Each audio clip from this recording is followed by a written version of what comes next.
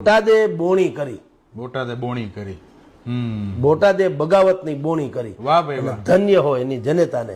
જે ખેડૂતમાં હીર ઝળક્યું છે, હું તો કહું એને 100 તોપની સલામ છે. અને હું તો ઈચ્છું કે આ આગ છે ને એ હંધાઈને ભસ્મીભૂત કરે આવા હરામ ખાયાઓને. બરાબર છે, ખેડૂતનું ભલું થવું જોઈએ.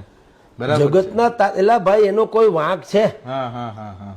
આખી સિઝન એનું આખું ખાનદાન હોમાઈ જાય અને તમે એને પરસેવાનું ટીપું નીચે પડ્યા પેલા હુકવી દો, શરમ ના આવે? હા હા હા. વાહ ભાઈ વાહ. કઈક પરાકાષ્ઠા તો હોય ભલા માણસ, ક્યાંક કરુણા જેવી કોઈ ચીજ હોય. હા હા. અમે તમામ યાર્ડમાં આવા છે.